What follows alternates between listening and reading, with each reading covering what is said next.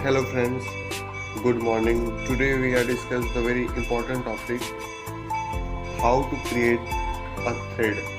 Today we are discuss the two ways of creating thread in Java. First one is that the major benefit of Java multi-threaded environment is also taken in GUI application. GUI means graphical user interface, where the multiple events are being executed parallel to save processing and loading time.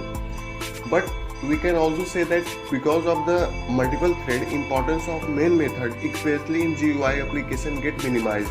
All the thread run independently, that is without affecting each other. Now we can know we came to know that by multi-threaded environment we can perform parallel execution of a special function called as a thread. Then last is that to create a thread we have to create thread classes, and these thread classes only have threads. We have two ways of creating thread classes. First one is by extending library class java.lang.thread, and second one is by implementing library interface java.lang.runnable. We can use any of these methods to create a thread class, but we must override the run method in them. This run method actually behaves as thread that executes parallel. We can create any number of thread classes in a program, but each thread class can have only one thread, that is a run method. Any change in signature of run method will not make it behave like a thread which makes parallel execution, but instead it will make it a normal concrete method which executes serially, not parallelly. And next one is we are discussing about what is a extending class thread. This is the first way of creating a thread class. We can define a user defined class that extends java.language.thread class, and to define run method in it, then create an instance of that class. The extending class must override the run method.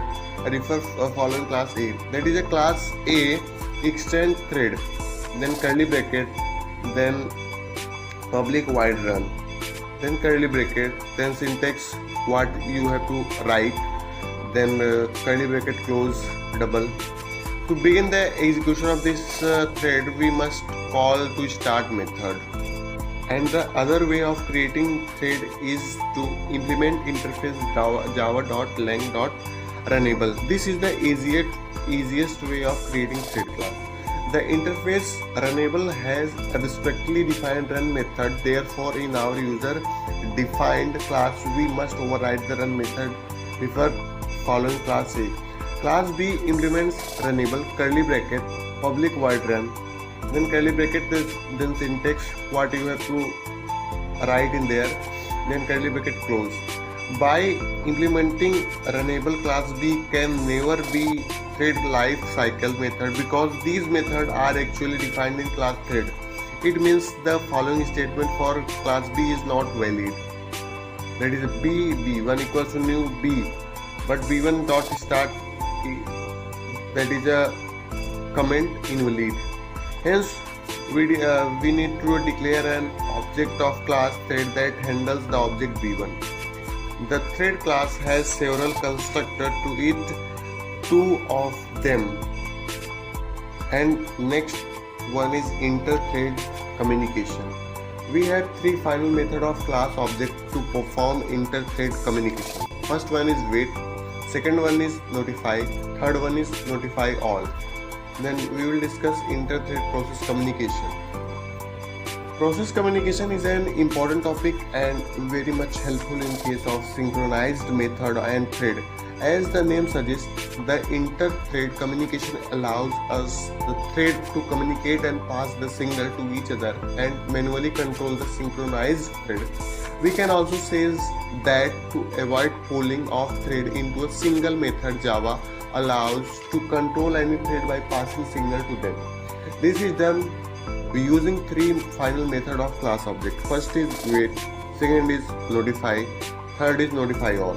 These methods are the final method of class object, and therefore any class can never override them. Remember that the application of this method is only seen for the synchronized thread and method. Now let us discuss about these method in brief. First one is wait method. Then how to it describe? Then let's see it. This method causes the invoking thread to wait unless another thread invokes the notify or notify all method. The current thread must be in a concerned this object monitoring, and to avoid any exception it must be called from synchronized method only. This is the overloaded method that has two signatures. First one is public final void wait throw interrupted exception. Public final void wait long timeout throws interrupted exception. The first signature causes the invoking thread to wait unless it is notified. The second signature causes the invoking thread to wait unless its timeout is elapsed. Then second one is notify method. This method wakes up a single thread that is waiting under the invoking object monitoring system. Dot. Signature of this method is public final notify. Then last is, but not the least, notify all method. This method wakes up all the threads that are waiting under the invoking object monitoring system. This method is defined as the public final void notify all. In case of this method, the thread that has highest priority will be unlocked first, and if multiple threads are on equal priority, then the thread which is paused locked first will be resumed or unlocked first.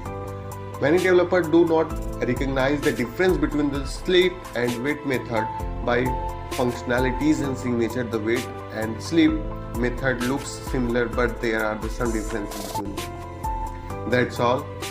Thank you. If you like this video, please subscribe right now, and the link of notes is given on the description box. Please check it now.